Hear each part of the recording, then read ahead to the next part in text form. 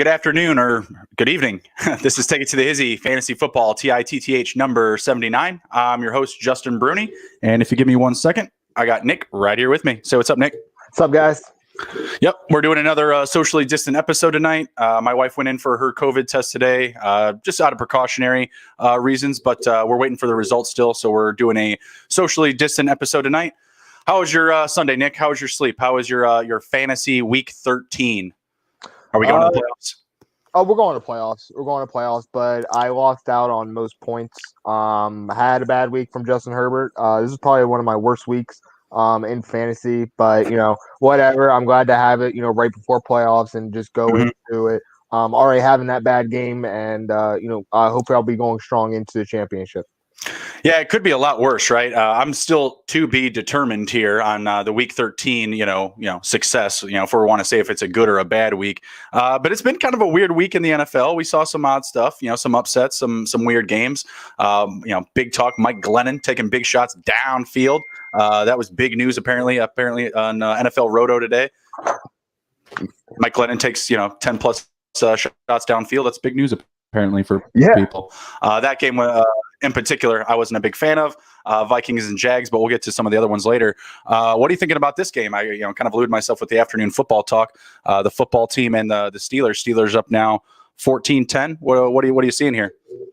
I'm seeing an undefeated team struggle against one of the worst teams in the NFL, and I'm not saying that what the Washington football team isn't doing isn't good for the brand and bringing in the new generation, the new age in Washington, but they should honestly be housing Washington right now. And you told me that Antonio Gibson was out after taking like 2 carries. They should really be taking it to them, and they're not. They're letting them keep pace. Yeah, respect to the football team defense. They've really stepped up. They put the Steelers 3 and out on the first 2 possessions. That was solid. But yeah, obviously Gibson playing a big factor in this game for the football team and their lack of success. They've had plenty of opportunities to go ahead here. They've made some big stops on defense, including a red zone stop on the 1-yard line. Huge, right? Up against this really good offense. So yeah, the football team showing some pride, but it doesn't look like it's going to be enough, especially missing their best weapon in Antonio Gibson here. Why don't you give us a breakdown of the box score really quick here? Yeah, absolutely. So, everybody can see that it's 10-14 Pittsburgh. Alex Smith has gone 22 for 33, 205 yards. No touchdowns, no interceptions, but 3 sacks. Peyton Barber, 7 carries, 15 yards, a touchdown. He just vultured it. Antonio Gibson, the 2 carries for 14 yards. That was pretty much classic Antonio, but now he's out. And J.D. McKissick got 3 carries for 5 yards. Logan Thomas is leading with 8 receptions, 83 yards. Man, Washington's tight ends, they got a nice little history going for them. If this guy continues. Cam Sims, 3 receptions, 65 yards. Average of 21 yards per reception. That's pretty nice. JD getting 4 for 21 yards. And then Steven Sims got 4 for 17. Terry McLaurin, only 2 for 14. He's got to be getting shut down by Joe Hayden. And he's having a tough time. Yeah, Isaiah Wright, 1 for 5. And then on the Pittsburgh side, so Ben Roethlisberger, 25 for 38, 244 yards, 2 touchdowns, 0 sacks. Big number. Antonio McFarland is leading in yards, but not carries, 4 for 15. Benny Snell is 7 for 7. Jalen Samuels, 1 for 1. And then Ben Roethlisberger rushed for 0 yards. And then James Washington has 2 receptions, 80 yards for 1 touchdown. Deontay Johnson, 7 for 69, 1 touchdown. Chase Claypool, 2 for 38. Eric Ebron, 5 for 41. Benny Snell, 2 for 5. Ray McLeod, 2 for 4. Juju has 3 for 3. And Harold has 0, but targeted once. And Jalen Samuels, 2 receptions, 4 yards. So they're spreading out the ball. How many catches did Deontay have? Only 2. Deontay Johnson only has 2? Yep.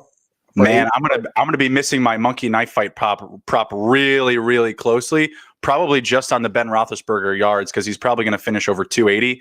I had him under 280. Alex Smith under 215. What was it? Deontay and Juju both under 6 catches. Yeah, I'm gonna come just short. It's gonna be rough. Man, that's real. That's real close right now. Yeah, that's pretty tough. I don't think the football team's going to come out. I mean, they're playing with a ton of pride, like I said, but it just doesn't look like they have enough offense to win this game right now, in my opinion. You think they can pull one out here? They need No. something weird. Uh, Defensive touchdown, special teams yeah, touchdown. yeah, that has to happen in order to make up for the difference because their offense just can't do anything against the Pittsburgh defense, and we've been talking them up all year, and they're kind of showing. Mhm. It, for me, it's not the defense that's the issue; it's the offense, and the defense just hasn't scored like a touchdown yet, or I'm not sure if they've had they didn't have an interception or anything, so Mhm. it's really just playing keeping them out of the end zone right now. Yeah, I mean, if the football team can make a couple more stops and they can, get some weird play going, special teams, or get a turnover on defense and plus position, I think that's what they're going to need if they're going to try to be pulling out a victory on this game. But we're going to be following along here till the end of the game. We're going to be jumping into our Bills and 49ers preview here in a minute, and then going into the some updated news, fob guys that we're looking for, and the game reviews and reactions. Go through the Week 13 lineup here. Everybody checking into the chat. We got Steve, John Reed, Jake Driscoll. Hopefully you guys are doing well. Happy Monday. Hope your week 13 lineups brought you success and much happiness. Hopefully you're all playoff bound. Wish you well. Thanks for tuning in tonight. Let's jump into the Bills and 49ers preview. Let's take a look here on the spread. I'm seeing Buffalo Bills +2 on the road. Excuse me. 49ers -2, -130 on the money line. Bills +110. I'm still on the Bills here. I like them on the money line. Just give me the outright win with the plus money on the road. Over under is at 48 points.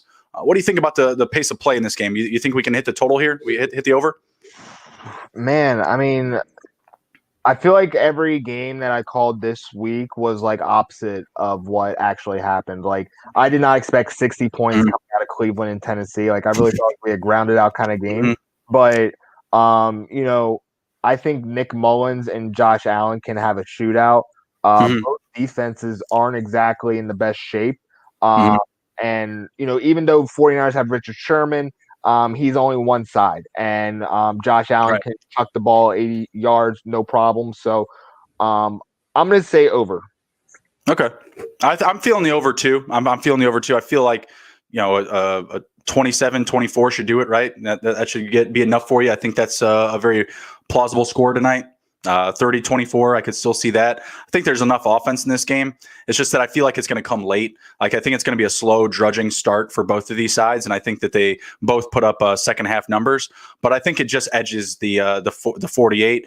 If you want to feel a little bit more comfortable, buy it down to 46 and take the over. I wouldn't hate that either. So I'll be taking the over there. As far as the money line and the spread, I'm just going to keep it simple. I just like the Bills more. I just think they're still the better team. And I really don't want to play with the points with how well the 49ers are playing right now. Like we're talking about, football team playing with pride tonight. 49ers have been doing it since week one when they've been, faced with all these injuries and, losing players, guys getting banged up out of the lineup, back in the lineup, Garoppolo and Kittle, even Mostert, he's been in and out, back and forth all year. So I think it's going to be a close one, but I do like the Bills to squeak it out and to hit the over. Yeah, I agree. The points, I'm going to say Buffalo covers. I think 1.5 is a little too close for how beat up San Francisco is. Mm-hmm. San Francisco, absolutely has been playing with, a lot of pride. I'm really proud of how their team has, basically fought in every game, and I really like Kyle Shanahan. But 1.5 is a little close for Buffalo's offense. So I'm going to say Buffalo covers. Yeah, I think that's really just the travel, going on the road. But we have to keep in mind too that the 49ers are on the road as well. It's a home game for them, but they're playing on the road. So I don't know if the numbers should really reflect this, with them actually even being the favorite. Like the 49ers are favored to win this game. I just don't think that should be the case. And their first game as a home game away from their actual home. I don't like that. What do you think? Man, yeah, I'm kind of when I was saying that the Bills are going to cover, I don't know why my brain didn't see the plus sign next to them. Mm-hmm. I'm kind of shocked that they're the underdogs in this situation. Like, what is Vegas seeing in That's the Buffalo? travel effect. That's really all it is. It's just you have to travel. The logistics are different, right? I mean, Yeah, you're doing your walkthroughs in a hotel lobby. I mean, I don't know. I don't know why. ballroom, whatever.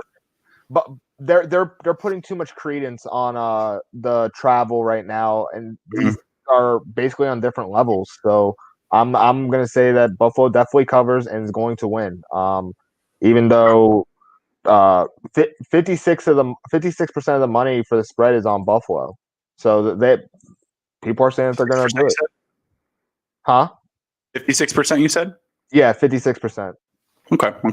How about the really quickly? We'll do the preview for tomorrow's game too, right? We got a game tomorrow. We got Tuesday football, Ravens and the Cowboys. Ravens are favored minus 8.5 and minus 360 on the money line. We do know that Lamar Jackson is going to play. Yeah. Looks like Willie Snead. I'm not sure about Mark Andrews yet. I know Willie Snead's going to be out of this one. Not sure about Mark Andrews. You know anything about him? I know you're a Mark Andrews owner. Yeah, he's still on the COVID list, and Okay. I think he would be one of the biggest breakers, besides Lamar Jackson for Baltimore, Yeah. for him to be activated. So I have not heard anything. It seems like he's still on the list, so that's unfortunate. Well, instantly right there, I don't love the Ravens to cover 8.5 points. I think that's a little bit too high with the starting quarterback coming back from COVID. I mean, by all rights and means, I need Lamar Jackson to ball out, to go Lamar all over all of them. All right. Run up a muck. Don't pass it at all. Run for 300 yards, 3 touchdowns. That's what I need. Yeah. I just don't see that. I mean, being sick. I mean, even it is COVID.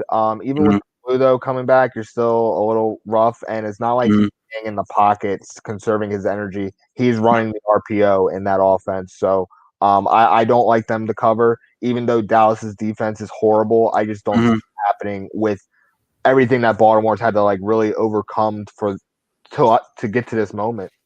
Right. Yeah, so I'll have the Cowboys covering 8 points, 8.5 points. I'll have them covering for sure. But we got a game total here of what is it, 45 points? I'm going to take the under. Because I'm probably not going to get my 3 touchdowns that I'm asking for. I'm probably going to get 2 at most from Lamar, maybe another rushing one from one of the other guys, Gus. J.K. Dobbins looks like he's going to be good for this game. He's going to be active. So yeah, I'm not taking the over here. I like the under 45 points. What do you think? I agree. I like the under. It's weird. Like when you watch Dallas's offense with Andy Dalton, Mhm. like they do have some success, and you start having like hope, but it's like they can never like finish unless a play breaks. Yeah. And the Baltimore offense isn't built to be like high powered like the Chiefs. Like I feel like the Chiefs can score 28 real fast, and you wouldn't even like what the hell just happened. I thought But that was going to happen last night. I was waiting for that fast thought it was 28 too. last night. It didn't come. Yeah, I thought it was too, to be honest. And like Tyreek Hill had 2 touchdowns taken away. Think about the momentum that could have Mhm. happened if that did occur. So Mhm. that's what I was thinking about. I was like, man. Plus, I'm a Tyreek Hill and Patrick Mahomes owner. That's So a stack. yeah, I was just losing. Watching the points just drift away. After he did the backflip, I just decided I was like, what, I'm done. I was like, I really like the 75-yard pass, but the penalty Yeah. killed my mood. I'm gonna go to bed. Deuces. Yeah, As Tyreek Hill says, right? Deuces. yeah, yeah.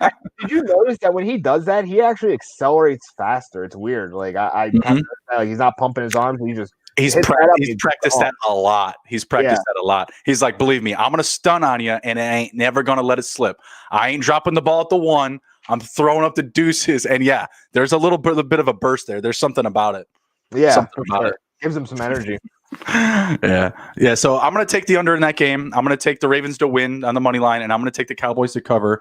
Let's jump over to some of the props, and I'm also going to include tomorrow's players as well because they are available. So tonight, Josh Allen, 265 passing yards. You take the over there?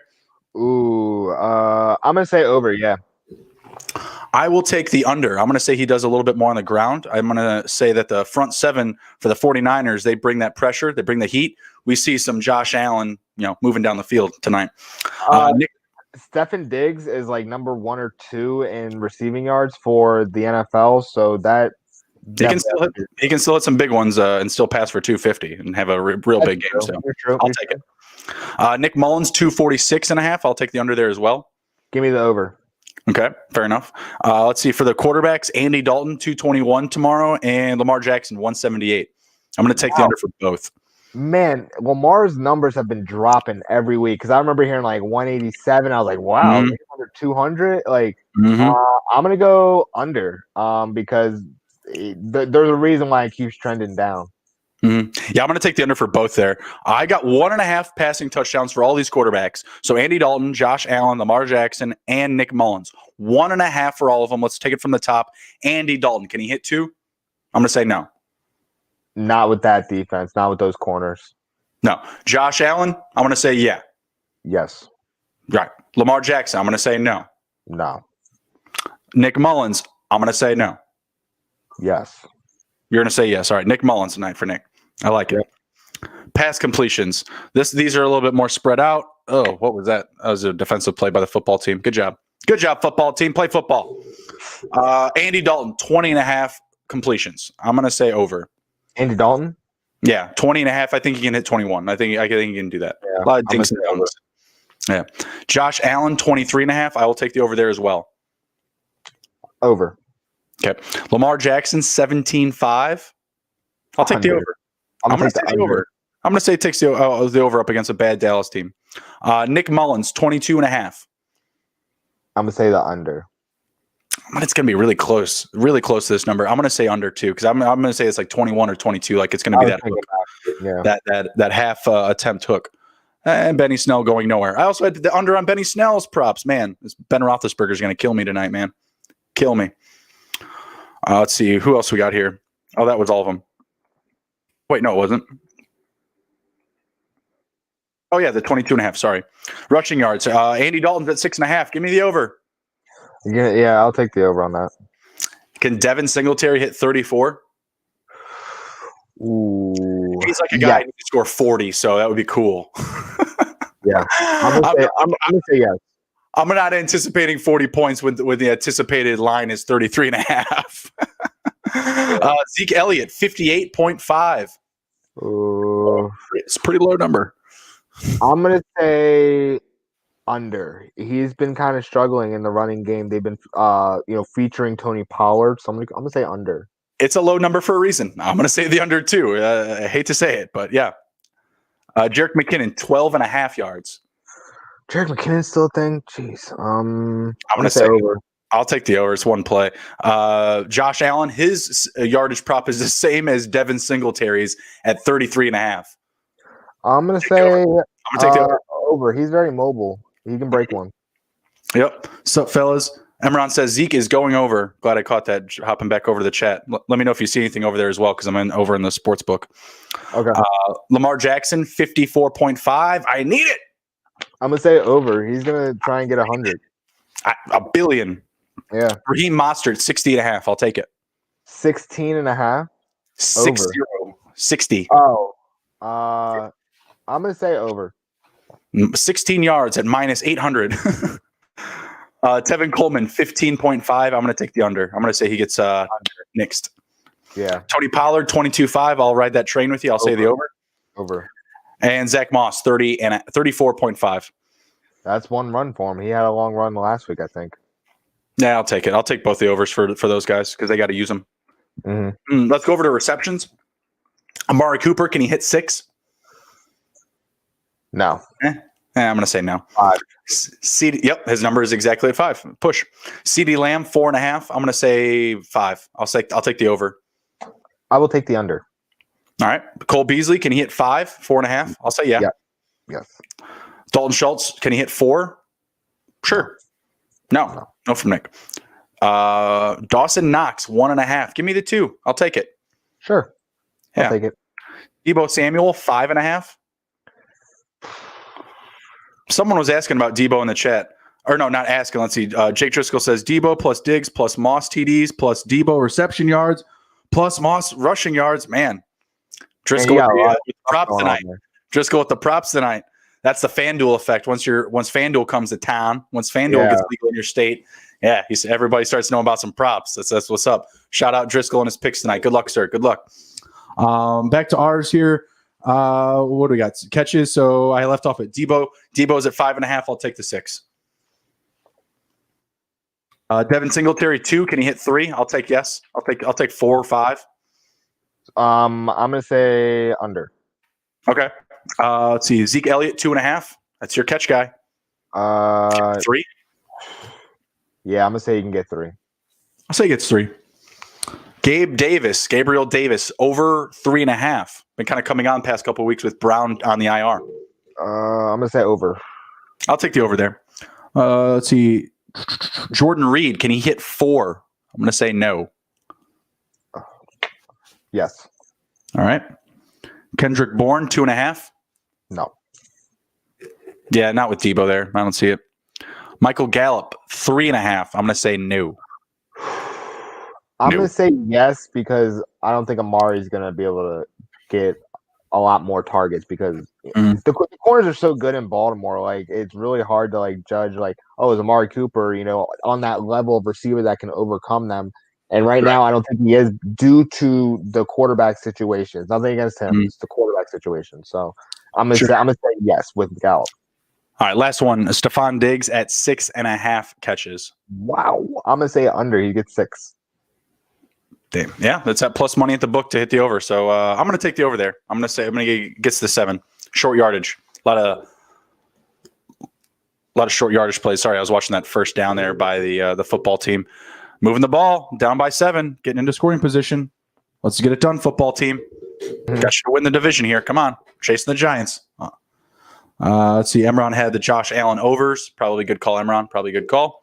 Touching in on some of the news, the recent news from the past couple of days. John Gruden came out and said that Josh Jacobs is going to be out week 14. Did Devontae Booker do enough for you, Nick, in week 13 to start him again in DFS? It was the Jets, so I mean, no, not really. Yeah, I was kind of appetizing with the entire team. I mean, I'm glad that they came back, so you know they're not going to fall off the freaking wagon. But I mean, only 50 yards from Devontae Booker and the Jets, and he only got 1 reception on 2 targets. That doesn't really work for me. It's not great. It's not Josh Jacobs. Yeah, they need him. They need him there. I mean, we talk about him being their team MVP all the time. You know, doesn't get to rival the rest of the league because he's not a quarterback, but it is what it is. Hopefully, he's getting right for the playoffs. I would like to see the Raiders be playoff bound. I'd like to see them make a run here. How about the Panthers? They got a COVID outbreak. Your guy Curtis Samuel, DJ Moore, they're in doubt for this week. You know, they're on the COVID reserve list. I'm not really sure when this broke, if it was this morning or if it was yesterday, but Panthers not looking good for week 14. CMC is going to be coming back, but they could be really hurting at receiver here. Yeah, I mean, I don't even know who's going to fill in.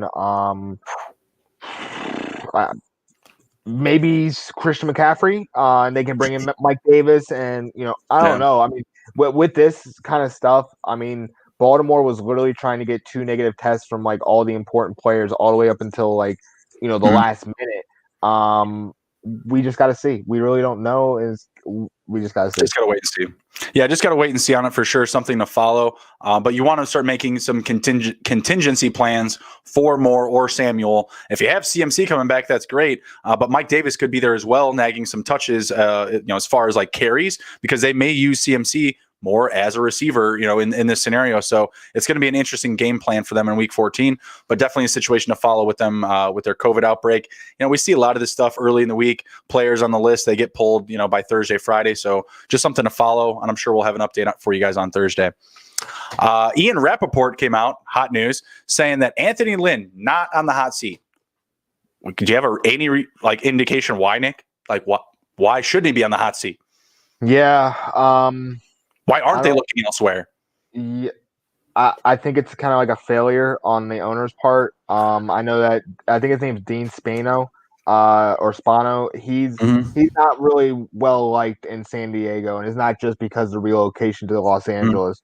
And I think that he's kind of I feel like he's kind of thinking that he knows best. And what we're seeing is that Anthony Lynn is having failures that those should not be happening. Those are basic mistakes, fundamental mistakes that just put you in a bad position. I don't know why. It's the same reason why Adam Gates is still in New York. We just don't understand why. You know, Greg Williams being taken out, it's scapegoat.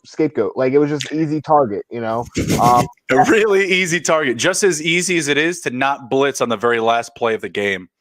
Prevent defense. You had like 1 million yards to go, but whatever. Like, can you imagine like playing Madden and just be like, it says like coach's suggestion, cover 3, last play of the game. You're like, fuck this, I need another sack. I mean, We're going for it. I've done it just to see what happens, and it never works out. Like, I know. Like, oh, it was so funny when I saw him like cradle. Like it was seriously like over the shoulder cradle catch. Like it lighted up. I was running around the living room with my hands in the air, and that's why you wear the Raiders visor in Week 13. Logan Thomas, let's go. yeah, I saw that. I didn't want to give it up, but that's good for him. You know, Logan Thomas, he's from Virginia Tech. He was actually a quarterback at one point. Well, he was a quarterback all throughout Virginia Tech, and then when he went to the pros, they saw him, his size, and like, nah, you're gonna be tight end. Fuck it, listen to Ron Rivera. Just listen to Ron Rivera. He's a good coach. He is a good coach. He is a good coach. I'm mad that I don't get my Antonio Gibson in this game because he would be cutting it up. I don't care what anyone says. Yeah. Football team's tied right now without their best player, literally. Yeah. And Terry McLaurin's not doing too much, so. That's what I'm saying, man. Alex Smith effect. It's a big deal. It's a big deal. Shout out to the chat. Don Knox checking in. Hope you're getting well, sir. Said he's recovering more and more day by day. One of our fans had a run-in with COVID. Sounds like he's doing well, though. Shout out to you, sir. And John Reed's asking, which NFL team should Jim Harbaugh coach next?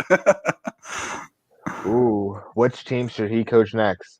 Oh, I was saying he should just go to Detroit. Just keep it in Michigan. Okay. I saw that Detroit legislators were petitioning for Robert Saleh. Oh yeah, I did hear that too. I like him a lot. He's a really good defensive coordinator. So sorry, Jim Harbaugh. The people that know you best say nah. Now we don't want you anymore. How about the Texans? He seems like a JJ Watt type of guy. The enemy's going there, man. Okay, I'm with it. I'm with it. Why would he go somewhere where? Well, first, just Matt Stafford. You know, he's getting older. It's nothing against him. He's just getting older, and you know, coach kind of wants to have a guy for like 5 years. I would say. Sure.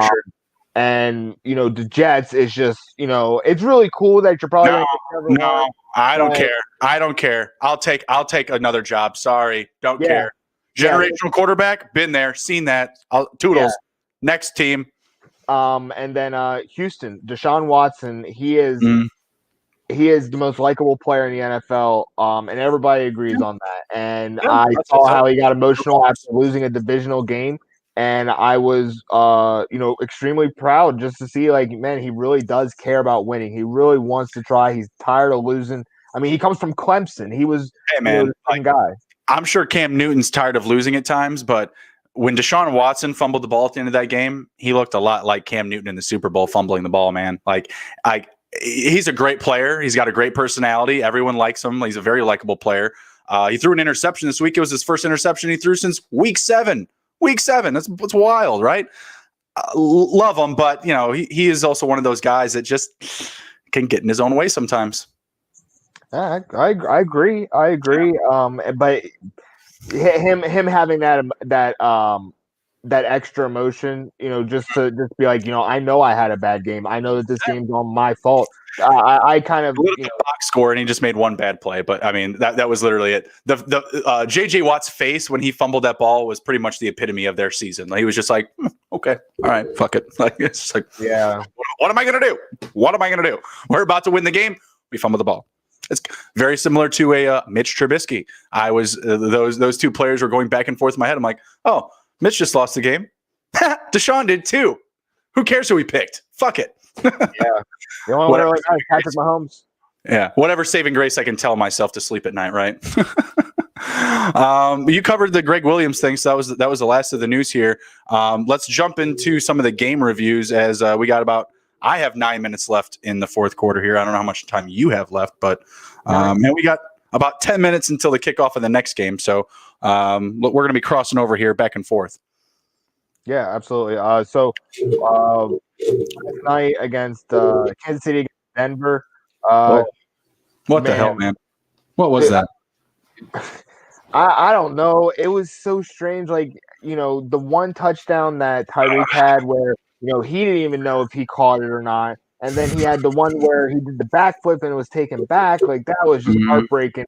The best person in that game was honestly Travis Kelce. That Yep. can just catch the Yep. ball and For the spin out of a Chiefs. For the tackle. Chiefs, yeah. Yeah, and just go. I I appreciated what Denver did. The defense came to play. They kept him in Yeah. front of him. I mean, obviously, like the penalty with Tyreek on the backflip, it blows it up. But they made that stop with Tyreek on that end around reverse in the red zone. That was huge. Yeah. I That was mean, a big stop. they were trying their asses off for sure. Yeah. But Drew Lock didn't really give him too much. I mean, he did throw 2 touchdowns. Who are they to? They are to Tim Patrick. Both are to Tim Patrick. That's Tim what I was going to Patrick say. Was the best player in the game. Yeah, Tim Patrick was the best player in the game, but he did have a couple drops that was like, man, like if you had those catches, we'd be having like a whole nother conversation about how like It's true. you true. probably need a little bit more time to mature. But a couple hey, of those throws from Locke too are really questionable. Like the first interception, is just completely, it was like triple coverage or something like that. Is really ill advised, we'll say. Allie actually asked me. She was like, "Was that an interception?" Because it looked like a freaking like offensive pass. Like I was like, "Man, that was really bad. That's a bad look." Like some of his looks are like pretty bad. Like he had a 2-point conversion. He pulled it to no one. Yeah, no one. I was just like, "Whoa, okay." He really meant that one. Gotcha. Did you see the quote that he said? He's like, half the time, he's like, I honestly just don't know. He said half the time I'm just like, as soon as I release the ball, I'm like, oh shit, I shouldn't have thrown that. And I'm like, that's a bad thing. Like, yeah, you got to get out of your own way. I mean, that's a mental gap, somewhere, where when you're going through the motions and the reps and practice and stuff like that, it's almost like you're numbing your mind to all of it, so that when you do get into game action and you're about to get hit in the face, we always say it's like everyone has a strategy until you get punched in the mouth, right? It's just kind of one of those scenarios where the reps are there. You can tell early on in the game he was, in that game script, and so the throws looked really good. And like a couple of those passes to Fant early on, that was all game script. Like we're coming into this game with these 3 or 4 plays. We're going to be targeting the big man early on. What was it? That completion for like 27 yards. I would put that in that mix. I'd put that into the plan to play bag for sure for the Broncos. And that's just what I saw. Like eventually the calls that they just had ready for the Chiefs, they just ran out, and it was just a real drudge of a game. Hats off to the Broncos defense. And yeah, Travis Kelce, best player for the Chiefs for sure. Melvin Gordon and Tim Patrick had pretty solid games for the Broncos, but just really highlighting their lack of experience. The Broncos, missing Cortland Sutton, that's huge for them, and their poor offensive line play. I'm hoping that they target an offensive lineman in the draft. Yeah. Do you want to go to the next game, or are you good? Yeah. We're good. Keep it going. Okay. Also one last thing, Tyree Cleveland, he's a pretty good returner. I was liking what I was seeing in the return game, so keep an eye out on him. Okay. Tyree Cleveland, he was on Denver. Oh, okay, gotcha. Okay, gotcha. He has some good yardage, and he put him in good field position. So that actually did help with like the play calling for Drew Lock and stuff. So just someone to keep an eye on. He might pop up one day if a receiver goes down. Next game was Green Bay 30, Philadelphia 16. A lot to talk about here. Yeah, not really so much of the Packers though. I mean, the Packers. I mean, you can go through the numbers, but they were the Packers, right? Like everything that we saw from them top to bottom was just like, yep, this is the team that we think is going to the Super Bowl. I mean, they're really freaking good. They have a great game plan. They know exactly what they're doing. They impose their will on just about everyone. My boy Robert Tonyan got a touchdown. Devontae Adams is always good for 2 touchdowns. 12 targets, 10 catches is like great. Classic game. They got everything out of their wide receiver one, their running back one, Hall of Fame quarterback, and the defense showed up. Like I don't know what else they could ask for on that side of the ball or whatever for the Packers. Yeah, there's really nothing else to ask for. Now on the other side, oh my God, there's a lot to desire. Carson Wentz, like, I heard that there's been like news breaking out because I've been kind of paying attention to the Philadelphia situation because I think it's really sad to be honest. But Carson Wentz apparently his confidence was shaken with when Hurts was taken, and for me, it's just like I understand. I understand if like, you were in like a contract year or like you Mhm. were on your way out and someone got drafted, whatever. I completely Right. understand. But dude, you just got $100 million from an organization after you did not finish a season and they won a Super Bowl without you and they still want you. And you lost your confidence because they chose a guy in the second round that honestly has a lot of athletic ability that can be used in a lot of different ways, like a Taysom Hill. Wentz needs to understand that he was the breeze in that situation and he lost his Mhm. confidence. And we're Yep. seeing it manifest now. So No, that's a really good comparison, and you're just not going to see that from Breeze, right? Breeze is just like, fuck it, I'll throw a 50-yard bomb to that guy. Go play receiver, bro. You can come yeah, play quarterback right after that. I don't care. I don't care. yeah, Just let me he throw. Just embraced let me it. throw to you too. Yeah, he embraced it and understood that if he's being brought onto the team, he's being there to help Mhm. him. And if you got that $100 million, dude, you're literally making 100 times what Jalen Hurts is. Like, Oh, sorry, I just saw Ben go for it on 4th and 1 oh because they don't have a kicker, right? yeah, Boswell's out of this game. That's wild. That is wild. So it now the affect the game. football team's going to get it back. Yeah, that's a kickable situation. I'm like, wait a minute, why aren't they going for it? There's so much time left. No kicker. Wow. I thought they had somebody subbing in though. Like I feel from like that distance. What is that? Like a 47 or a 48? Dude, it's completely different, man. I If don't. you I, ask a I really don't punter, see the yard line. Like I don't know if they could get the punter in there to do that. I mean, they were probably at the 25. So Okay. 25 plus 17 plus 10 yards plus 7 back. Mhm. Um, it's like a 45-yard field goal. So I feel like that's not terrible for your punter, right? I mean, I don't know. it's a completely different skill. I know, I understand, but these guys they kick. Like we listen to Pat McAfee talk about pass, punt, and kick. All the time, right? Like all these guys do this stuff. It's like it's not like we were dogging that Hinton guy all the time, right? Like the past couple weeks for the 1 for 13 or 1 for whatever it was, right? I'm sure he could throw a better ball than I can. Like I can't throw a football like that guy could. You know what I mean? Like at the end of the day, they can still do it. I don't know. It's just in that kind of situation, you don't want to be depending on someone that doesn't do it day in and day out, and that's I kind feel of. you. I feel you. I mean, I just didn't see it as like the game winner. You know what I mean? Like, there's a lot of time left. If he misses it, there's. I do see it as a game winner, and like in that Mhm. situation, I would trust Ben more than the punter. Fair enough. Fair enough. Alex Smith, 27 for 40, 256 passing yards. Hit his passing prop. Hit his passing Jeez. prop. Yeah, no big deal. Just needed Ben to stay under. What a bastard. Back to the game. Greg Ward, he actually had a nice game. I was pretty upset that I had him on my bench, but who would ever have thought that Greg Ward would randomly pop off? Mhm. But other than that, I mean, I didn't watch the game, but I heard that Jalen Hurts definitely gave a juice to the offense. And I think Philly's just, or the players themselves are kind of tired of Wentz. I can agree with that. I mean, I think we saw that week 1, right? Like with the offensive line allowing 7 sacks to Washington and really just showing like no, motivation whatsoever. Like they just didn't seem like they were in the game. Like whatsoever. Like you saw that meme of the offensive lineman standing 10 yards ahead of Wentz with Chase Young right in his face from week 1.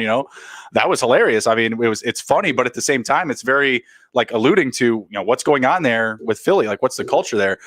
Kind of similar to when we saw Andy Dalton get hurt with Dallas, right?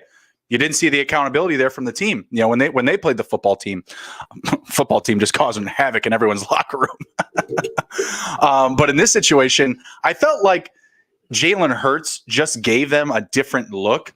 I think I kind of compare it to Justin Herbert's first start up against the Chiefs in that the Packers just kind of weren't ready for it. And is Jalen Hurts a lefty? I think he is. I think he throws from the opposite side. Yeah, it's fine. Honestly, like they both weren't good. I think what was it? Both went 5 for 12 or 7 for 12 or something like that. Yeah. Hurts did throw the touchdown to Ward, and he did find Jalen Reagor on a big gainer too. But I mean, this was a losing effort, and I didn't take any positives away from Jalen Hurts just coming in and playing okay in a bad game for the whole team. So I don't. To me, there is not a quarterback competition. Wentz should be the quarterback going forward. I did not see a competitive advantage from Jalen Hurts.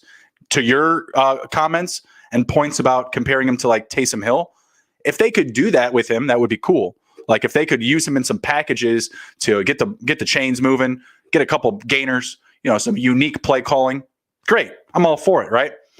But replacing Carson Wentz at this point is just not an option for the Eagles with Jalen Hurts. You want to do that in free agency? You want to do that again in the draft? That's fine. Jalen Hurts doesn't look like an NFL quarterback right now to me. Like, obviously, we didn't get all of the throws. He wasn't in the whole game. But to me, it just wasn't there. Like he doesn't look like he should be the starter over Wentz. What in terms of comparing him to Taysom Hill is more of a runner than passer. He just has a passing ability. With Jalen Hurts is actually opposite. I haven't seen much film of him in the NFL, but the guy played at Alabama before Tua, and then he went to Oklahoma and took them to the college football playoffs. Yeah. So, I mean, he got thrown in a situation where he wasn't expected to succeed, and they probably didn't give him the play calls to really have those numbers pop off the screen. They probably were just trying to warm him up, see what they could do, see what kind of different looks they can get from him. I think that Doug Pearson is he got excited about him being available, but then didn't actually follow through on what he was going to do with him. Sounds like Henry Ruggs to me. It happens, man. Some of these coaches get so stuck on, oh man, he can run and pass, or he's ultra fast, and then they forget to actually game plan for them. They just put them in their system instead of using their system for them. Or how to actually develop them, right? Javon Austin, perfect example. Who? Javon Austin. Oh yeah, absolutely. All the speed in the world, just not putting in the right spot, right? Not given the right opportunity. Everybody just wants to use them on special teams. Now, not to really develop them as a receiver. If you only give your guy 2 targets a game for a catch on a screen, what do you think he's actually going to do? Down the road, nothing. I love it. One guy that had a lot of special teams ability, but actually developed a little bit into a receiver at one point was Devin Hester. Devin Hester he developed into a very good slot receiver at one point where should have been a couple years sooner. Believe me, it definitely should. Dude, I watched this guy from high school all the way up till pros, and I was shocked on how the coaches refused to put him on the field for one position. They just want to constantly move him around. And for me, my experience with football is that when I played linebacker, I had a different responsibility almost every play because the coach was moving me in and out. It's just hard to get into a rhythm like that. And there are people that can do that, but there's a lot of people that can't. And coaches just fail those guys. The football team is up. The football team. Oh, there's a flag on the play. There's a flag on the play. Come on, don't do it to me. You're ahead of me. Tell me what happens. Just tell me so I can move on. I don't have to watch. Field goal. They made it? Yeah. Okay, all right. Well, there's a flag on the play, and there's still 17s on the board, so I don't know. I'm looking at 204 in the fourth. Yeah, I got you. Was it the Eagles have the Saints on the board next week? That's not a spot for Jalen Hurts, man. That's not a spot for him. And I feel like after this week's loss, they're going to lose to the Saints next week. Time to pack it in. Time to get closer to that top pick than it is to try and be making a playoff push. Yeah, absolutely. Sometimes I don't understand. I understand that they're making millions of dollars, but when it's last 2 weeks, dude, save your guys for next season because sometimes injuries happen, and especially in today's NFL, an injury can literally happen at every play. I thought AJ Brown went down with a torn ACL. I thought it was non-contact.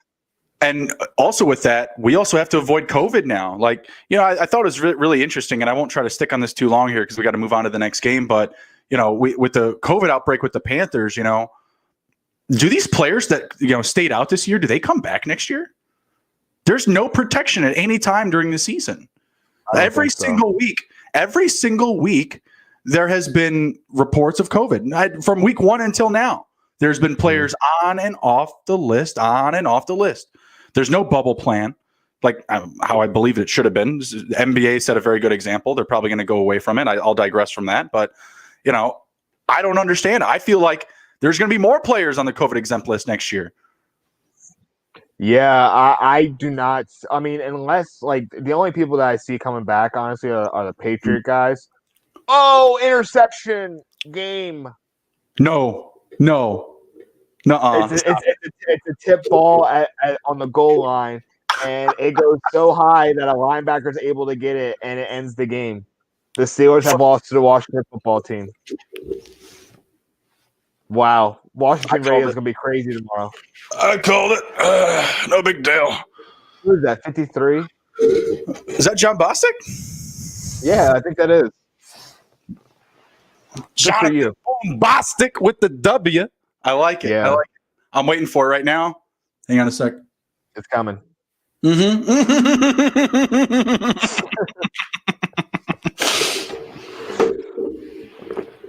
Yep, John Bostic. That's what's up. That's what's up. You want to go to the next game? Yes, sir. Yes, sir. Fire it up. All right. So next game. Oh man. Oh, this game really screwed me over here. Los Angeles Chargers were scoreless against the New England Patriots. I mean, there's really not that much to take away from this game other than the Patriots are just still playing good football. And we've talked about it. Like this is not a team that you want to play in December. You know, it just so happens that we're going up against them in fantasy too, right? It's tough, man. What Bill's record now up against rookie quarterbacks, I think it's 22-5 or 21-5 career.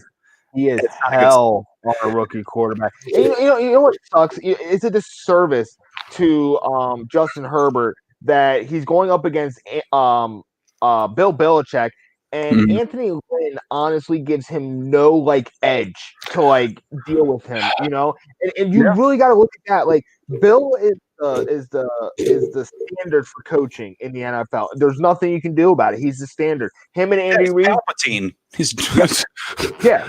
So, but Anthony Lynn, you got to realize you have Los Angeles just has to realize that they have a franchise quarterback in their room right now, and you're seeing him struggle. I think this was his first week where he didn't have multi-touchdowns.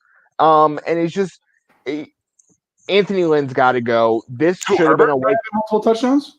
Huh? Who, Herbert? Yeah. Oh, yeah. Well, he didn't have any touchdowns. Fuck. I know, exactly. But it was his first week where he didn't. And the thing is I just know how Bill just messes with these rookie quarterbacks' heads, giving them different coverages, disguising everything, stunting everything. You got to have a head coach that can at least help him. I would be so much more happier if Herbert was in San Francisco with Shanahan than with Lynn, because Shanahan would at least give him some kind of confidence. Be like, look, man, this stuff's gonna be crazy, but we're gonna be talking to each other the entire time, and I got your back. Well, it would be cool to see him in San Francisco, except for he was a top 10 pick. San Francisco Super Bowl team, a little difficult, right? But easy coach to think about. That's all. Yeah, no, I understand. And Anthony Lynn, he's killing me with the play calling, with just the scheme in general. I felt like Bill was really able to game plan for the Chargers. Lynn, Herbert, and company. Eckler had 9 targets. I want to say he collected 4 or 5 balls. You got that. That's got to be better. Williams and Allen combined for 20 targets. I'm sorry. That's got to be better. I think they only had, I think Williams had 3 catches, and I think Allen had 5 out of 20. That's got to be better. I felt like Bill and the Patriots defense was just ready for the Chargers. The Chargers, a young, lack of experience type of group, led with, a rookie quarterback, 7th overall pick. It just wasn't in the numbers for them this week. Herbert coming off back-to-back lows in fantasy weeks. He had, I think, 11 fantasy points 2 weeks ago, and this week maybe 6 or 5, just depending on your league. It depends on the yardages. He had 50 attempts. We talked about that. We said the volume was going to be there for good or bad. It was for the bad, and it was unfortunate. We got some value from Mike Williams and Keenan Allen and Eckler, but not what we needed in week 13. And to me, that was the biggest disappointment. Was this was a big fantasy week. This was the playoff push, and the Chargers that we had been relying on for since even last week, even when Herbert didn't play that well, they just did not cash out for us, and that was what was most unfortunate. The Patriots, they just did the Patriot stuff. Well, let's give all the touchdowns to Cam. Let's give all the touchdowns to Cam and not spread the ball around. Jarrett Stidham got a touchdown. So I was about to ask you that. Did you see the Jarrett Stidham touchdown? What the hell, man? It was that bad. Jarrett Stidham got in the game. He didn't even throw an interception. Throws a touchdown, no less. What the hell? Driving me nuts. It's just Bill asserting his confidence on the win. That's all it is. You got the Bills game on now? No, it's still 1 minute left. Oh, and the other game? I got the Bills game on now. I just figured that game was going to be wrapped. Wait, Is is it on ESPN? I don't know. I think it's ABC. Oh, that's weird. Did not know that. I'm switching over right now. Let me get to the next game. Let me get the next game going though. So the next game, oh man, Seattle getting upset by the New York Giants, 17-2. Their New York Giants defense, I love what they're doing there. Like I've been talking, Respect. I've been talking Jabril Peppers up all year, and Yeah. honestly last year, and I'm glad that he's out of Cleveland and able to be in a system because honestly in college I didn't think he was well used by Harbaugh at all either. But he's in his right spot. They basically carried that offense, and that offense was just trying to get 3 yards and go. Like their receivers didn't really do too much. Slayton is still killing me. Let me see, where's he at? Slayton. Oh yeah, 1 for 14, and then Sterling Shepard with 6 targets for 1 reception, 22 yards. Ugh. What Ingram do? Ingram, he was 8 for 4 for 32. The one guy that I was really excited about was Alfred Morris. I actually have a Washington jersey of him. He is back from the dead. Nice. He got a receiving touchdown and a rushing touchdown. And Wayne Gallman had 135 yards. I'm saying to check out some Alfred Morris on the waivers. I think he needs to be owned here. Yeah, I didn't even know he was like still in the NFL. No offense, like he just fell off the map after he went to Dallas. That was the year that Zeke was drafted, so he signed with Dallas thinking that he was going to be the leader, and they drafted Zeke, so he fell off after that. And he popped back up, but he's definitely worth something, man. He was one of those guys under Shanahan, not Kyle, but Mike. That had like 1,600 yards his first year as a 6th round pick out of FAU. So he's worth it. James Robinson, no? Yeah, James Robinson, very similar to that. But the only thing is that he does have a receiving touchdown, but he's not a receiver. You can't count on that every week for sure. But I think he's going to get some steady red zone usage over potentially Wayne Gallman, who did not come up with a touchdown, but had a pretty good game. And the Giants, I mean, respect to them. They won that game on the road, right? Yeah, it was. And they also had their backup QB, Colt McCoy. Wow. Colt is still chugging along. He had a game that was very successful outside of Dallas, which is, respect to him. Went 1 for 1, only threw 105 yards. But he got the W, and that's the most important thing. Yeah, I cashed on the under for Russ Wilson and Colt McCoy's passing yardage in that game, so I made some money on that one. That was solid. Took it to the monkey knife fight. I don't think we actually have the monkey knife fight banner up. Bang! There we go. There we go. Support the channel. On the screen.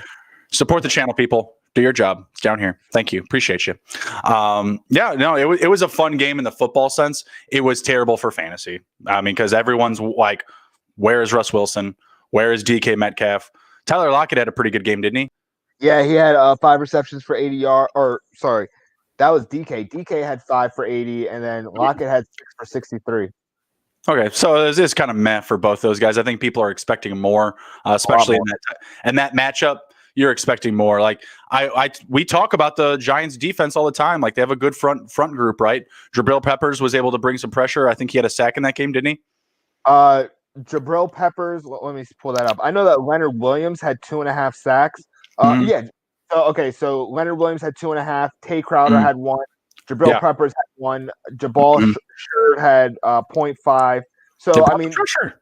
Like we said they would, but typically, even when that's the case, Russ can still chuck it down the field. He's still been making it happen and making those plays downfield. So the Bills just avoided a fumble. They had to review the call. They were in the 49ers red zone. Looks like they're in 3rd and goal here. I'm not sure if you have this one on or not. I'll call it out here real quick. 3rd and goal, 6-5, set hut.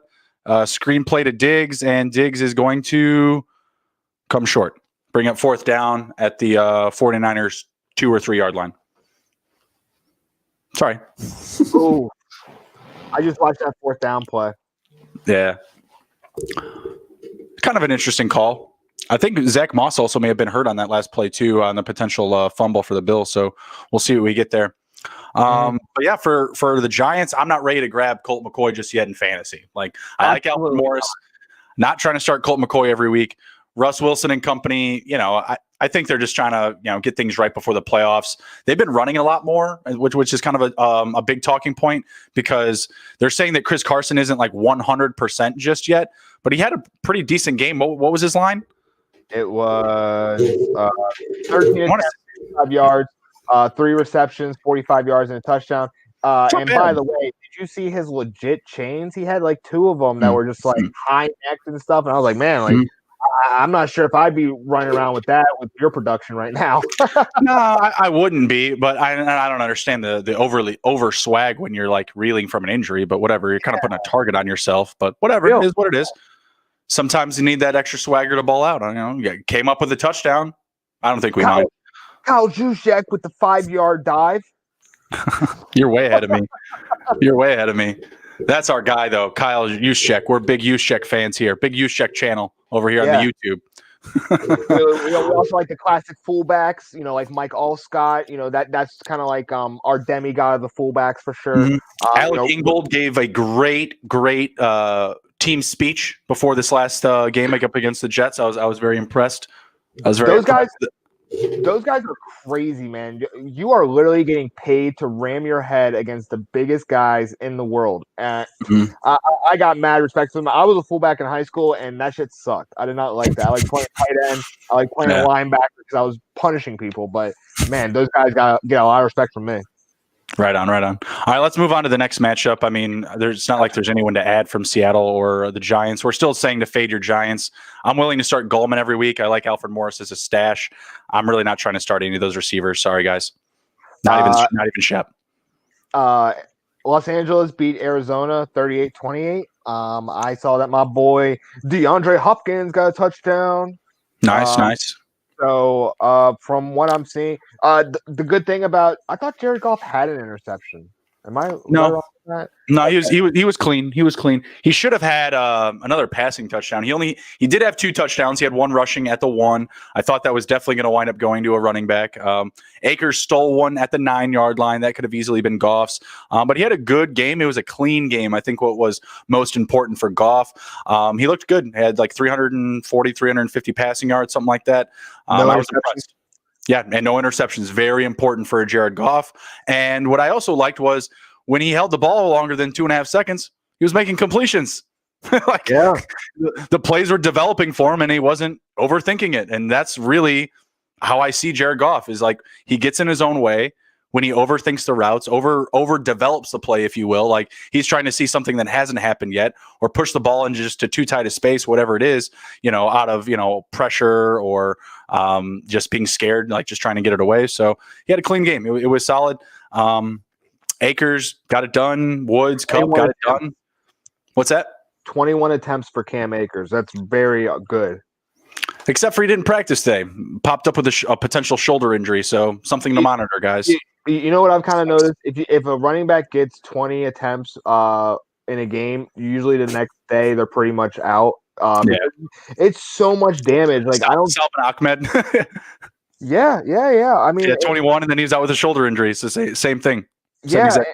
It's just they take so much damage, and for me, it's kind of like, man, like it's kind of weird how running backs literally would have like 350 attempts a year, and they would just keep running, and now these guys can't even do 20 without really having some damage to them, and it's kind of crazy just to think about.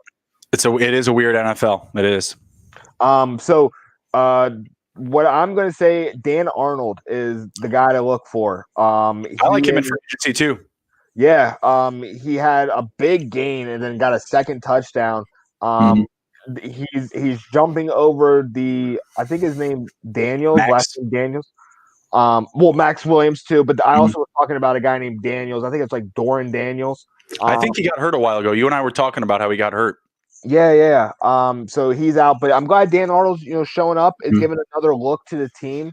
Instead of running the 4 wide at all times.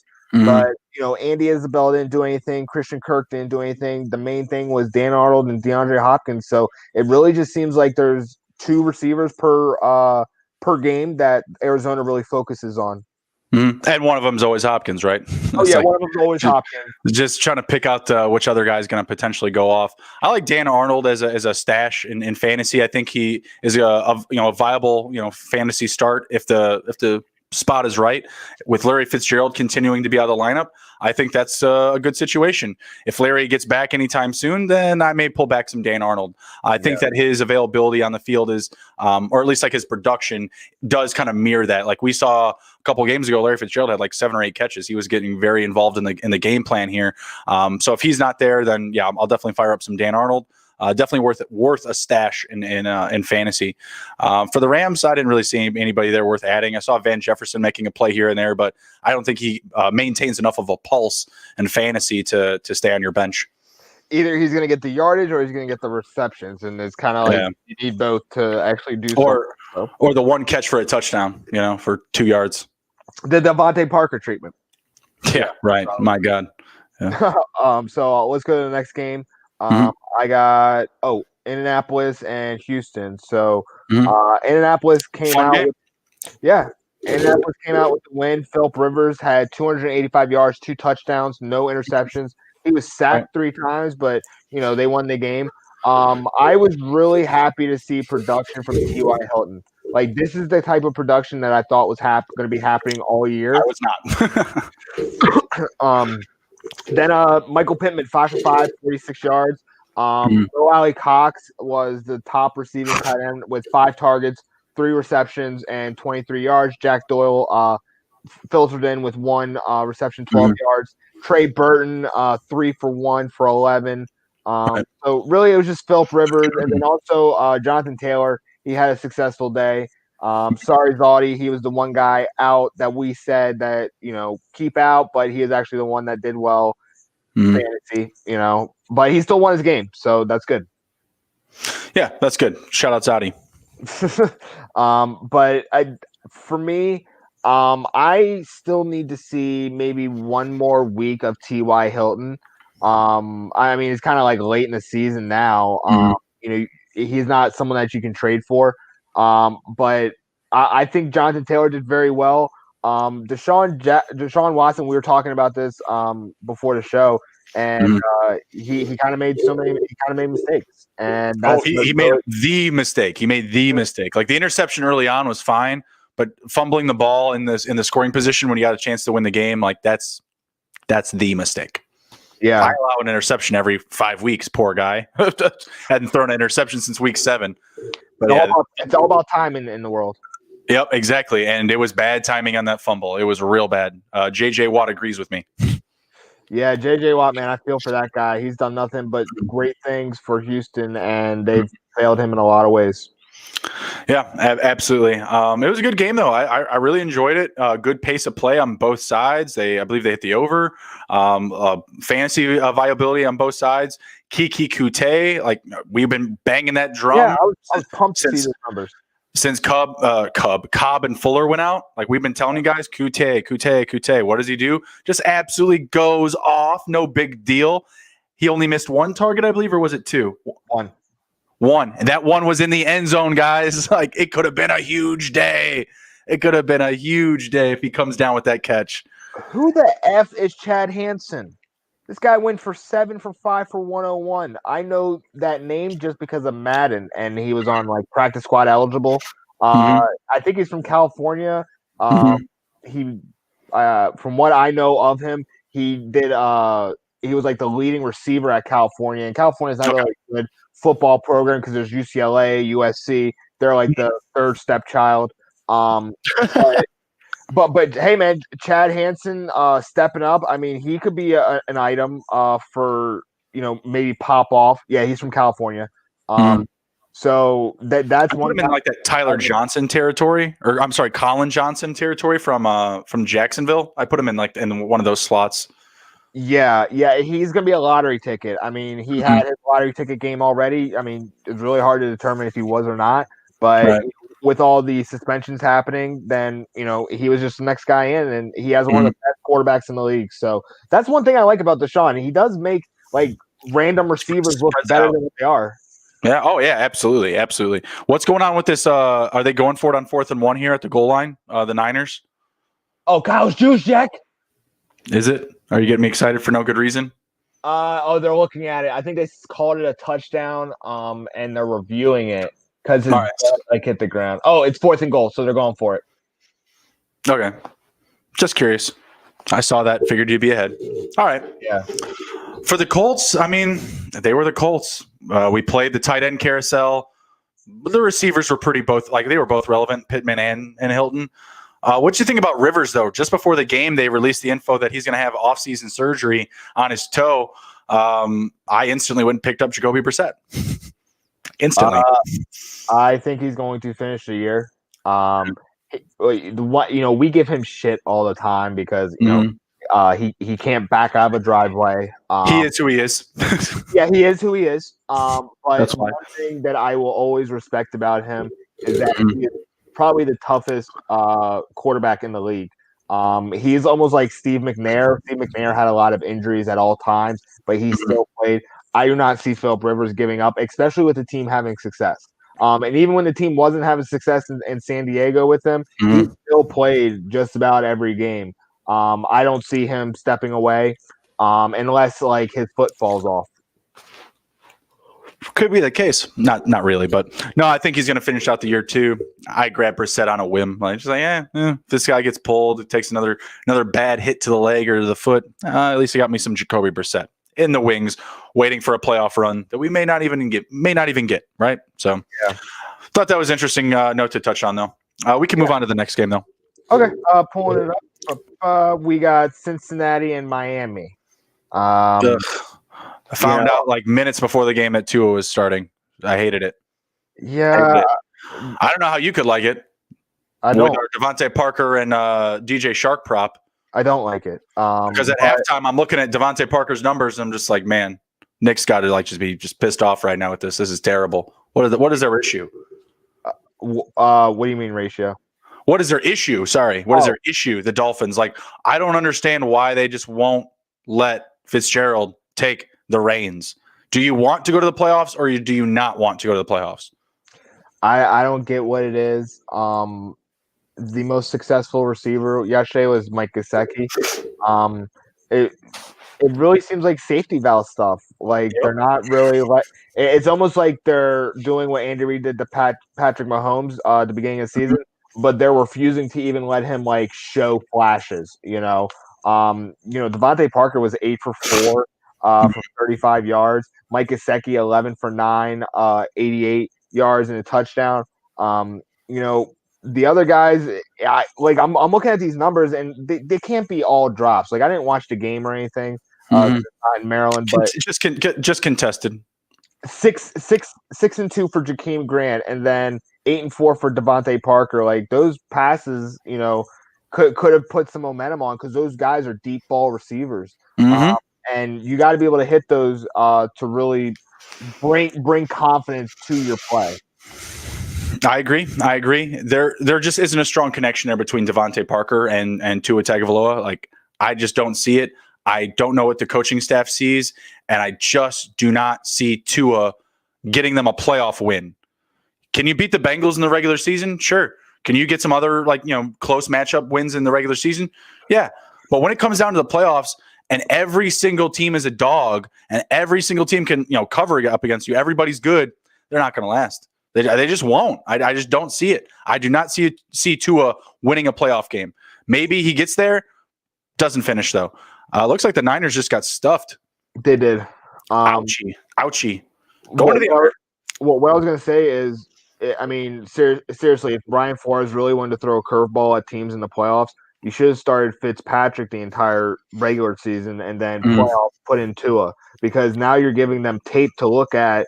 And he hasn't been lighting up the world. He's just been there and involved. So he can light up Mike Gesicki. But that's about it. And then that's great for fantasy, like if you're a Gesicki owner. But he's certainly not doing enough to start Tua every week, right? And you're certainly not doing enough to beat good football teams. Like, I'm sorry, like it's just not going to be there for the Dolphins if they really try to rely on this kid to close out the season for him. It's just not going to be there. They're gonna come up short. They could even lose the division. Or Yeah, not win the division. They're probably not going to with the Bills, but I just had a shot. the way that Herbert's playing is way different than Tua, and they are having the exact same like um. Are you Well, watching this game? I am Are you watching. watching this game? Did you see what Devin Singletary did? I know Zach Moss. That was Zach Moss that did that. That's it. Oh my God! Wow! I just saw it at their 3-yard line.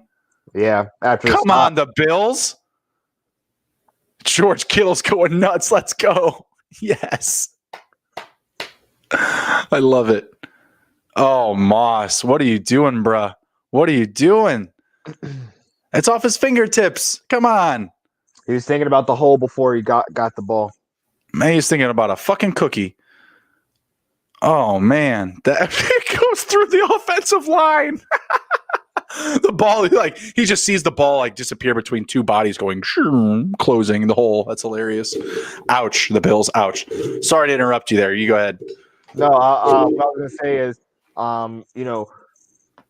Tua and Herbert will be inextricably always be linked because of their draft, and the way that people are defending Tua on Twitter is not as reasonable as people defending Herbert. Like Herbert, that's validated because Herbert is as a Pro Bowl football player right now. Like he's been one of the best quarterbacks this year. Period.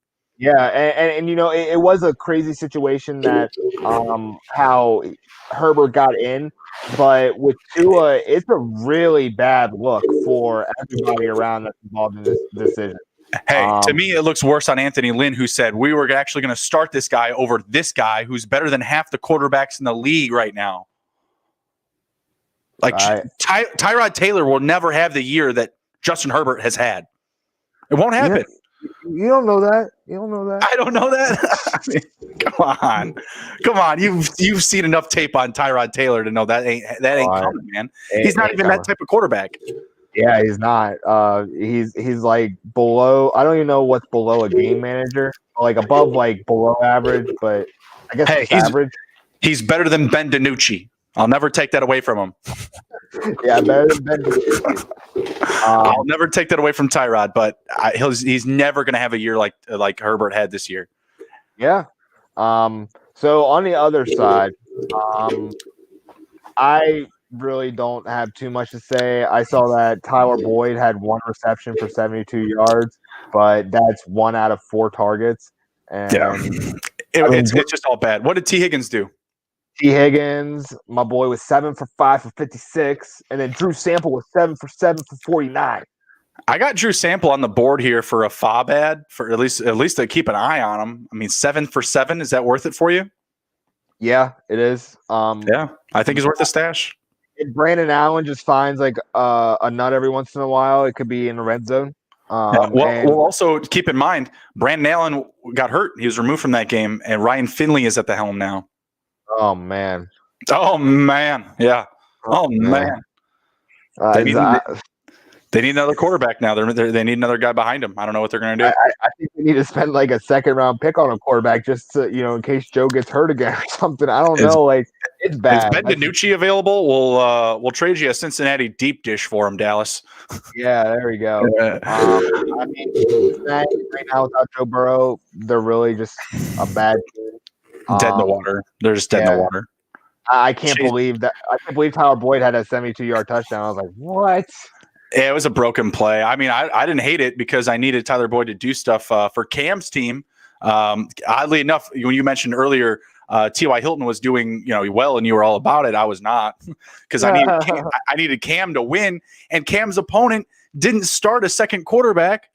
He started T.Y. Hilton, who scored like 18 points. Man. Like, come on, man, that's. I know. It's just like, all right, cool. T.Y. Hilton's in that spot. At least Cam's got 2 quarterbacks. He's in a good position here. He's got that leverage. No, didn't matter. T.Y. Hilton got it done. It was killing me. But yeah, bury the Bengals, man. Even if Joe Mixon comes back, like, I don't even know if you're trying to start him in this lineup with these guys. Like, Joe Mixon was not great with Ryan Finley at the helm last year. They have just T. Higgins. I'll give T. Higgins. Kind of like the Giants, like I give permission to start Wayne Gallman. I continue to give permission to start T. Higgins. I can't get away from him. So T. Higgins, that's it. I mean, also Tyler Boyd. I said to start to sit Tyler Boyd last week. It was a good decision. This week it wasn't, so I'm gonna keep riding with my guns. I'm gonna stick to him. Okay. I think he's worth something. I'm gonna go to the next game. Next game is Jacksonville and Minnesota. Yep. Man, Minnesota barely pulled it off. My boy Laviska Shenault, I saw that. Did you see how that touchdown happened? Yeah, it was crazy. Funny. The little tip ball. I was not happy about it. I was glad to see that. But Mike Glennon, 280 yards, 1 touchdown, 2 interceptions, whatever. James Robinson still number 1 running back in the league. 78 yards, 1 touchdown, and also had 6 receptions for 30 yards. And then none of the receivers got above 50 except Colin Johnson, 4 for 66. And then, on Kirk Cousins' side, or the Minnesota side, Kirk Cousins had 3 touchdowns, one to Jefferson, one to Ham, and one to Thielen. Jefferson is still, lighting it up. And I'm enjoying his points. He's definitely been a nice little rookie wide receiver that I drafted. That's a strategy I always stick by. Take a flyer on any rookie receiver that you want to. One of them is going to pop off, and this year is Justin Jefferson. Yeah, he's been really solid. Mike Thomas calling for him to be the rookie of the year. I don't know if I see it just yet over one of the quarterbacks, but he's definitely in the conversation. He has to be. He's been one of the most profiled rookies there is. Chase Claypool is probably going to have more touchdowns still, I think, but yeah, but he had like a crazy 3 weeks where it was 9 touchdowns, and he hasn't really done too much outside of that. Yeah, but it's a body of work at the end of the year, right? When you see the total. When you see the total touchdowns, Claypool could be in the double digits. Jefferson's still there with the yardage. The yardage is elite, but the volume, the catch amount versus the other guys in the top echelon, it's just not there. And that's just because of Minnesota, right? For a while, they were just burying the ball with Dalvin Cook. Go ahead. I think it's more because he's a deep threat. If you look at his averages compared to CeeDee Lamb, who's those two are perfectly great ways to look at 2 styles of receivers. CeeDee's I feel like he goes everywhere. I feel like he can go deep, he can go middle, he can go slants, whatever. But Justin Jefferson, he is more of the deep threat. I mean, he has 20 yards of reception, and that's not just doing post routes all day. That's going down the field. So when you think about that, you got to think what kind of style receiver they are. And he's a deep ball threat, while CD, he's probably going to get more volume, like a Sterling Shepard, who gets a diet of 6 receptions every game. So right. That's why it's a little different with those stats. So just something to keep in mind. Yeah, I agree. What else we got out of that game? Out of that game, really nothing much. I mean, Adam Thielen, he was able to get 8 receptions for 75 yards and a touchdown. CJ Ham, he's a great fullback with a receiving. That's what it was. That's what it was. CJ Ham robbing that Dalvin Cook touchdown, and then Dalvin Cook running the ball all the way down the field in overtime, and they just will not let him push it in. It was driving me crazy. It was driving me nuts. 120 yards for him. He was stopped at the goal line once with a fumble. They wouldn't let him carry it in on another, and then they gave it to CJ Ham on a reception with Dalvin Cook as a lead blocker. I needed 2 of those touchdowns, Nick. So yeah, I wasn't pleased. 120 rushing yards. Salute to him. I needed the touchdowns. Yeah, you always need the touchdown. You want to go to the next game because not much else to talk about. Yep. All right, so we got Las Vegas and New York. Woo! The goddamn Jets doing Jet things. So, did you know that Derek Carr has the most fourth quarter comebacks out of any active quarterback? Really? Not Russ? Nope. Really? Russ had a. Okay, all right. That's pretty solid. Way to go, Derek. Yeah. Well, I mean, honestly, you got to think about the previous iterations of Raiders teams. They were playing a lot from behind, so it was easy to rack up those numbers. Russ is more of a Super Bowl team in those previous years, so he wasn't really fighting from behind. So it's a little different, but I consider Russ a lot better. I would want Russ to have the ball than Derek Carr. No offense to Derek Carr, but Russ is a different level. But yeah, we talked about Devontae Booker before the show, or about if he did enough in fantasy. Not really. Did not do nothing. it was very disappointing, this matchup up against the Jets. A very juicy matchup for DFS, fantasy alike. Like, everybody was pumped about Devontae Booker this week. Just didn't cash out the ticket for us, guys. I'm sorry. I'll take it on the chin on that one. I mean, I was wrong. I mean, it sucks.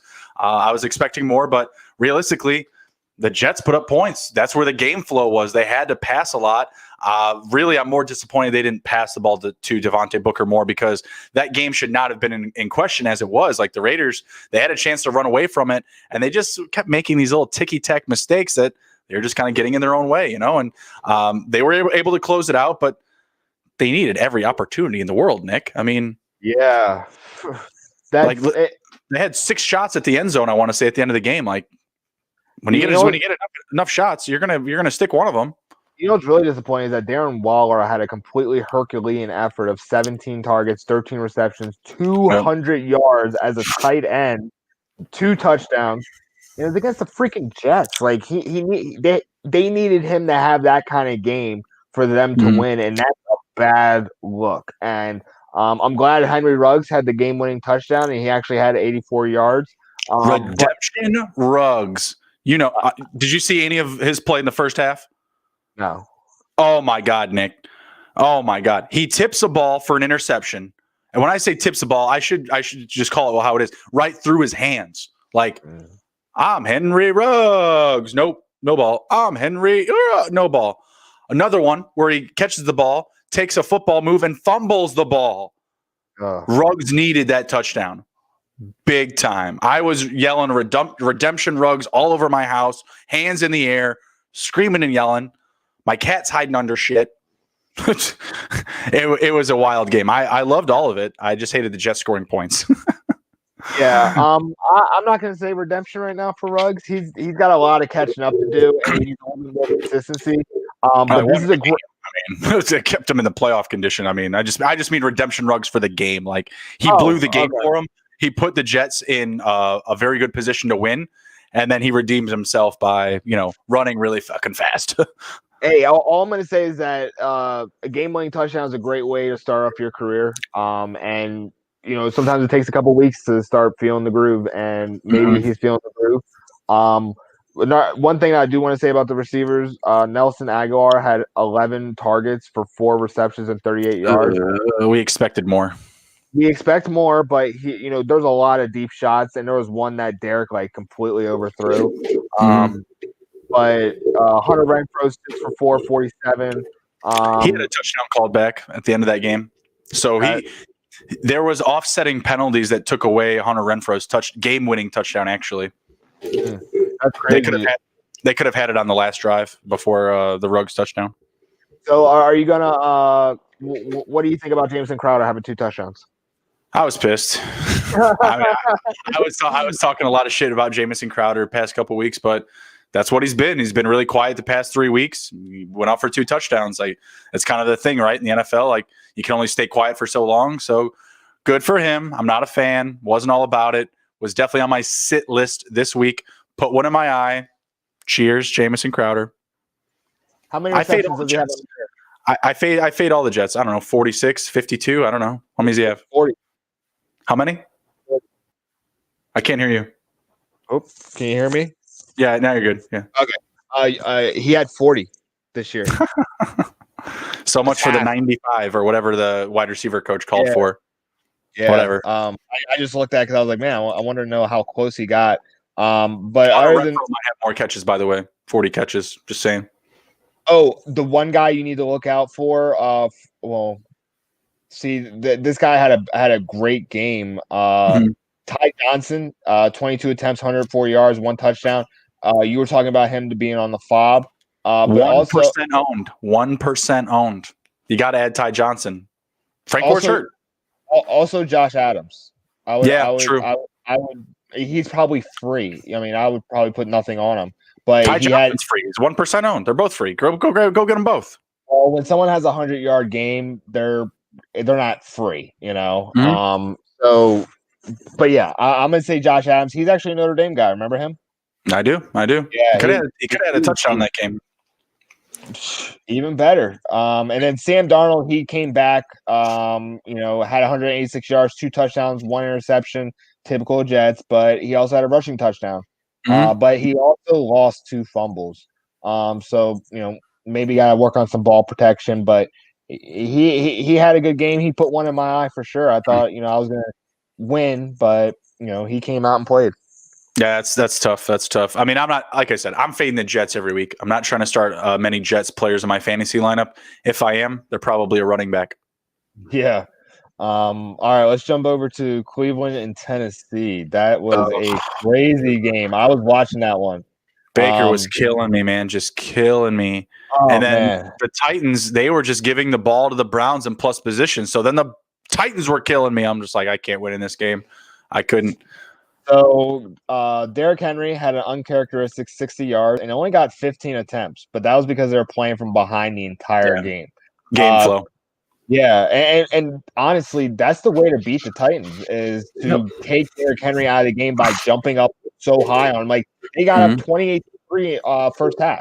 And then Corey Davis on the Titans 12 for 11 for 182, 1 touchdown.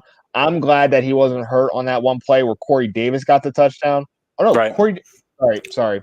I AJ read Brown. it wrong. Corey Davis had 11 receptions for 182 yards and a touchdown. AJ Brown had 4 receptions for 87 yards. Sorry, they were right next to each other.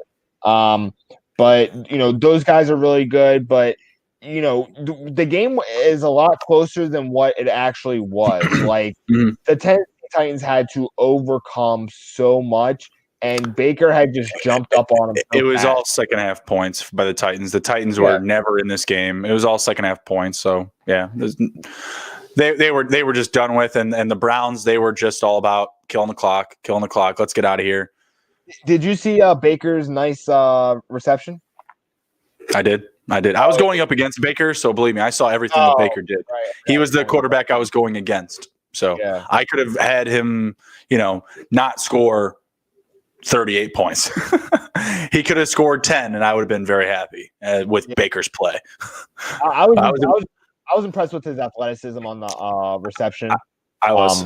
It was a good play. It was a good play, and he came out. He had a very good performance. Shout out to Baker.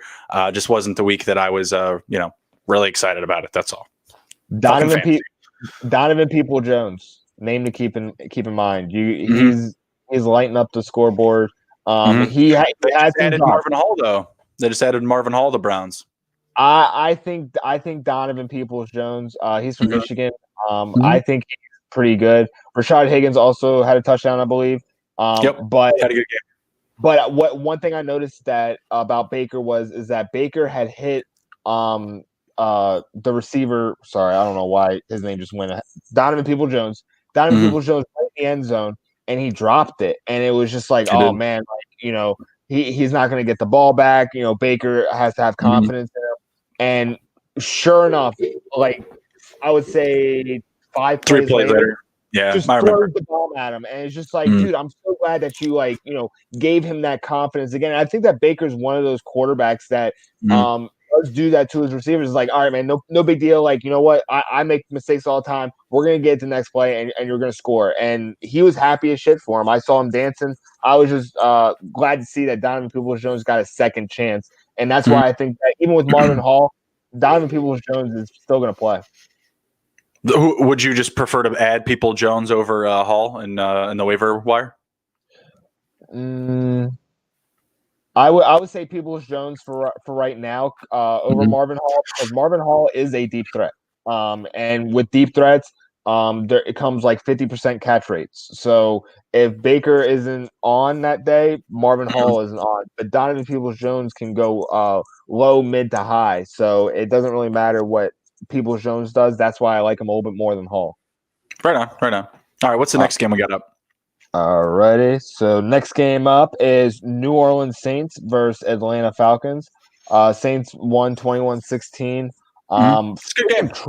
Freaking Traquan Smith got a touchdown after I just left him, and it just kind of was like, dude, seriously, like. Hey man, I got weeks where Michael Thomas could be putting up touchdowns. He keeps getting these catches. I can't get a touchdown to save myself from cold water. Oh man, it's kind of like the Julio treatment. Yeah, I mean he's got all the numbers. They're there, just no touchdowns. Yeah, so Traquan Smith, he only had 3 receptions for 42 yards for a touchdown. Mike Thomas, 11 for 9, 105. Manuel Sanders, 5 for 39. I have him on my team. He's on my bench. He's not giving me enough yardage for what he is. Jared Cook did have a touchdown.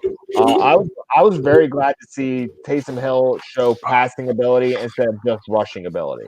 Yep, I was as well, and I think with that after that Broncos game, we were just going to get a little bit more of a taste of it. And you and I talked about that on Sunday. You know, like this is going to be a week where we see him pass the ball more. We both talked about it. We both kind of like called it, if you will, but it was just based off of necessity. You weren't going to be able to run those same types of run-heavy packages up against the Falcons. This was a team that you were going to have to pass against, and they had to. Alvin Kamara, remember when everybody's saying, we have to trade him, we have to cut him, we can't start him in week 13. Hello? It's just a better game. It was a better matchup. They didn't need to use Alvin Kamara when they were playing the Broncos without a quarterback, right? This week, he was a part of the game plan. He found the end zone. Did he get over 100 yards total? No, he got 97 on the ground or just total. 88 on the ground, 9 on the on receiving, and found pay dirt. On pay dirt, on rushing. Pay dirt on rushing. Are you satisfied? Are you satisfied if you're an Alvin Kamara owner? Alvin Kamara owner? Yeah, I'd be satisfied. I mean, you know, sometimes with those stars, they have such great games and they set the bar so high that like a game like that is like considered a failure in your mind, and you really shouldn't. For me, exactly. My bare minimum for like an acceptable game is 10 points. If you can give me 10 points, I'm happy. Usually, if you score a touchdown, you're going to get that. So with that, that's probably like maybe like a 12 to 15 point game. That's great start, you know, for that position, because I guarantee you either the person popped off or got 3 points and you got a 12-point game. Sure. I hear that. And typically I try to like think the same thing. Like, is this a guy that can get me double-digit fantasy points? Is this a guy that is going to put me in a position where I'm viable to win? Right. With the running backs, some of them I need them to be higher. Right. Like when I'm looking at Dalvin Cook, I'm like, you better not just score 10 points, you bastard. Like, you need to do your job. You need to get what's that? I need 20. Yeah, exactly. Whatever it is, right? Like each guy has their own type of expectation. But for most like regular receivers or like a starting tight end, yeah, I'm feeling like that. Like TJ Hawkinson, you get me 10 points every week, bro. We're cool. It could be 2 catches for a touchdown. It can be 8 catches for 74 yards. However you want to do it, sir. I'll leave that up to you. Just give me my 10 points at least, please. Thank you. Yeah. So I feel that. Taysom Hill, he's the 3rd highest scoring quarterback in fantasy since he's taken over for Breeze. I don't really see his playing ability as an issue. You know, he showed us this week he can pass. He showed us in previous weeks he can run. I think you're starting him in single quarterbacks leagues until Breeze is back. I think that he is the new age kind of quarterback that we're going to start seeing. I think he's Tim Tebow who can pass. Like, exactly. That's what I was going to say is he has rushing ability, but Peyton has been able to develop a passing attack with him.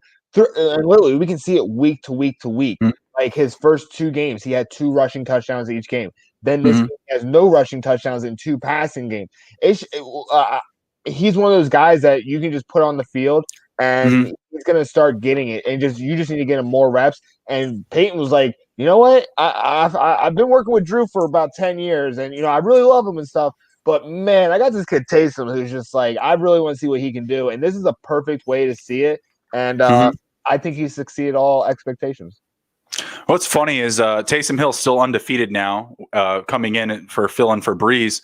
So is Teddy Bridgewater last year. He was 5-0. Look what happened to Teddy Bridge. I'm not saying that Taysom's going to leave or anything like that, but this is a really good situation for him as just a player himself.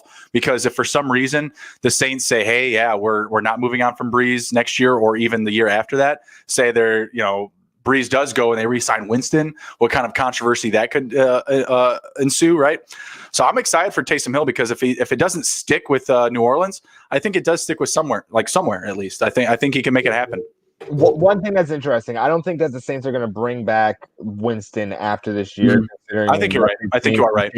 Because one of the things I said, like I remember the week before Taysom started for Drew Brees, everybody was saying Winston, and I literally said on the show to you, I was like, I don't know. I was like, I did not see enough from him. It seemed like he was playing lackadaisical. Taysom Hill always plays with an urgency. He is always trying to, get ahead, get more yards, help the team. Jameis Winston just seemed like he was sitting in there, just chucking the ball around in backyard football. Didn't really seem like he was taking it that seriously.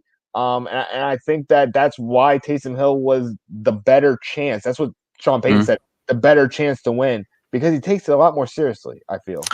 Yeah, and I think there is also just the experience with the team. He was there last year. They all have more of a familiarity with Taysom, and Taysom has been there, in the trenches with them, literally in every aspect of the game for the past couple seasons. Right, special teams, defense, offense.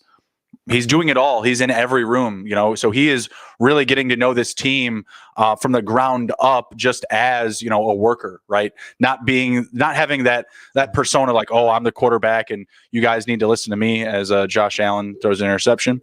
Not having like that immediate like leadership presence as some people have to have, like a Mitch Trubisky in Chicago, right? Like, you're the quarterback, you're a leader. It doesn't matter. You're the number one guy in the depth chart. You're the quarterback. You're the leader. With him, he was just able to come in with the Saints, and like I said, some plays last year he was playing linebacker. Sometimes he was running down the field on kick returns. Sometimes he was returning the kicks. Other times he's at running back, wide receiver. Like, when you're taking those reps and you're in those play calls, that means that you're working with those groups all the time, right? So I just think that culturally, he's just in a better position than Jameis. So I do agree with you. I do think that Winston is going to going to move on elsewhere.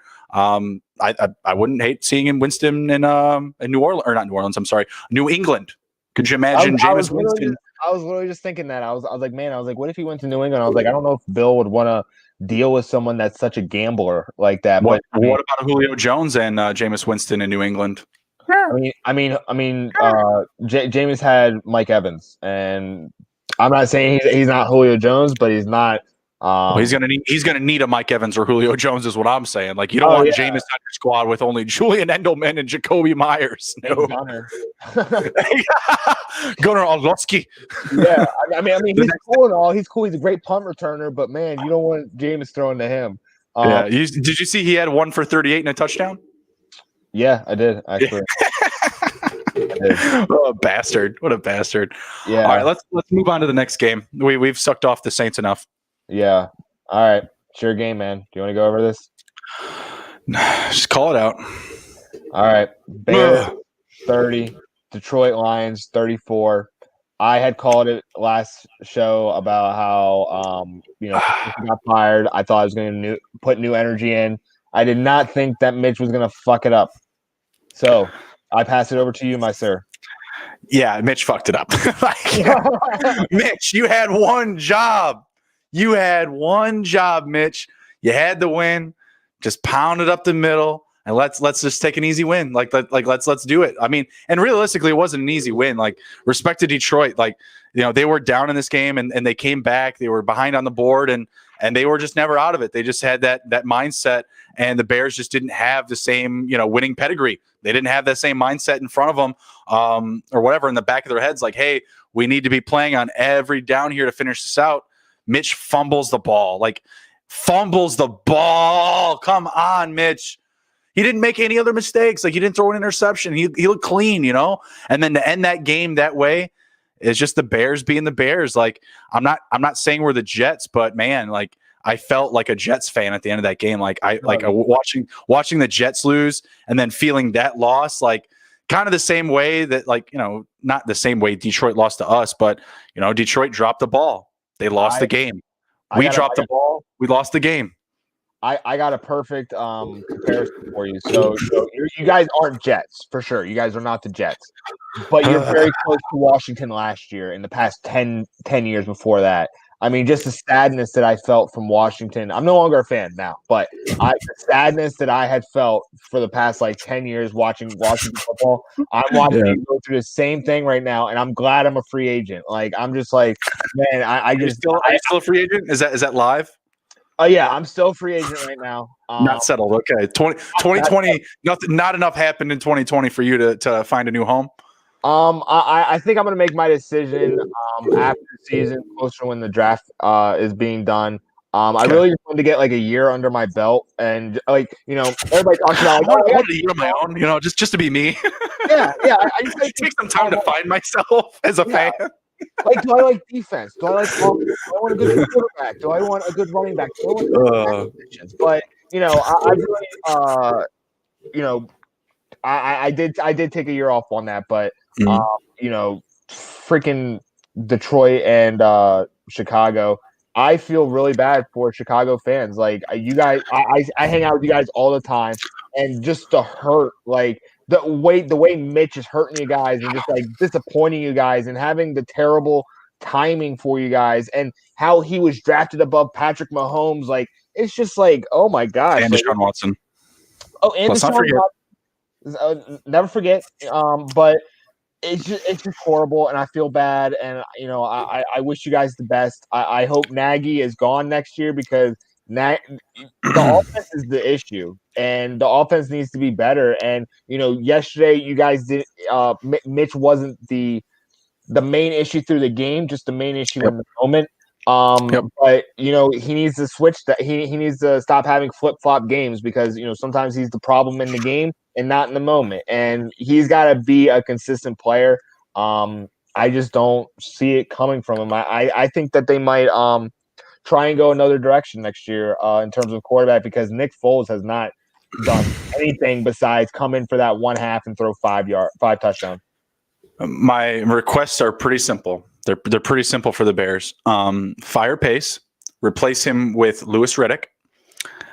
Fire Matt Nagy and replace him with defensive coordinator Chuck Pagano. Cut or trade Foles, whatever you get, you get. If you don't get anything, cut your losses. That's it. If you got to pay him to not play, pay him not to play, whatever it is. Keep Mitch, resign him to a friendly contract if you can to be a backup or let quote unquote backup or compete contract and make him compete with a free agent quarterback. I'm referring to guys like Ryan Fitzpatrick, Jameis Winston. I'm sure there's probably some. What's that? Would you want Jameis in Chicago? I need a quarterback, man. If 30-30 is closer to making the playoffs right now than we even are right now. Like our offense cannot move down the field. Jameis Winston with our defense, I think he could manage. Yeah, I think he can manage. Yeah. Obviously, with Chuck Pagano as the head coach, I would probably want a new offensive coordinator. Obviously, I'm going to need a new defensive coordinator. A lot of those options could be left up in the air. But really, Louis Riddick, I think, would be a really good fit for the Bears. I've seen Peyton Manning's name thrown out as the GM for the Bears. I find that highly, highly unlikely. I'm not banking on that. Yeah, exactly. I'm not counting on that whatsoever. I think Louis Riddick is a solid option, but I've also seen Louis Riddick connections to the Eagles, Atlanta, them as well. If the Bears were to get really wild with it, I would not want to see this happen. But we've talked about Matt Ryan being on the move. I don't think Chicago is a good home for him. But realistically, they need someone to come in there and compete with Mitch. Mitch needs to take a competition or contract friendly offer because he doesn't have his 5th-year options off the table. Oh, okay. So that's why I say he's going to be in contract talks with the Bears. He doesn't have to come back. He doesn't have to. I'm okay with him not coming back. Is it Dawson Knox touchdown coming? Yep, there it is. Nice. Good job, Dawson Knox. Bills going up 14-7. About coming down at the half. I think we still got time to hit the over here. Pretty close. What I was gonna say is I want you guys to have a serious pounding running back, someone that can take damage, someone that can set the pace, that can basically punch the defense in the mouth to make it easier for your passing game because I think your receivers are great. I like Anthony Miller. I like Darnell Mooney. I like Allen Robinson. Allen Robinson could be gone. Allen Robinson could be gone this year. There's no way. You know what? To be completely honest, I don't think he comes back because I think he's kind of done. And some people get like that. And I think Anthony Miller is getting like that too. To be honest, to be perfectly honest, Allen Robinson has been here long enough for us to have made like a difference. Like for him to make a difference in our lineup and in the regular season win total playoff appearance. We had our shot. We blew it. Like, you're not going to be able to maintain stars like that. And I'm not saying he's like some like overly elite talented player. He was a top 10 wide receiver last year. He could have been this year potentially if maybe Mitch was in the entire time. But Foles, he was just getting bailed out by the defense, standing ground for him, getting him a couple wins, and that proved enough to keep him in the lineup long enough to just drive our offense into the ground. And don't get me wrong, like we've taken our licks. The offensive line has a lot of injuries. They weren't good to begin with, right? So it's not like they were going to make some huge leap forward, losing their starters. We lost Tariq Cohen. That's huge. That was big time. Yeah, I think that shows a lot in just the lack of the ability to get first downs because of how much we took them for granted with Tyreek Hill on those, 3rd and 5s, 3rd and 6s, where he's just able to take a 2-yard catch and, extend the play, extend the drive, right? So I think missing him is a big deal. But there's a lot of holes to fill on offense. We're fine on defense. I can't think of a position that we need to upgrade on defense. I can't think of even a potential draft pick to spend on top 3 that's on defense. Not top 3, but you could get on the opposite get a pick on the opposite side of Akeem Hicks. I think Urban's there right now. You could upgrade him, and I think you might need to upgrade nose tackle. Talking about these guys opting out of COVID, and Eddie Goldman had opted out. And if Eddie Goldman comes back, that makes a big difference too. Like Eddie Goldman and Akeem Hicks on that line, that'll be obviously a big factor, right? And into the start of next year, I was talking up that front 7, saying it was going to rival everybody in the league. Eddie Goldman goes or not goes out, but takes himself out. That's a big notch to step off of, Yeah, absolutely. The one thing I was going to say about Allen Robinson was he's not one of those stars that you need to feed, but he's one of those stars that you need to win with. And yeah, it's stroke his ego. Well, it's not that. It's if he isn't winning, he feels that, and he's not getting the ball, he feels that's the issue. But if he's not getting the ball and he's winning, he doesn't really care. And I think that he's that type of guy.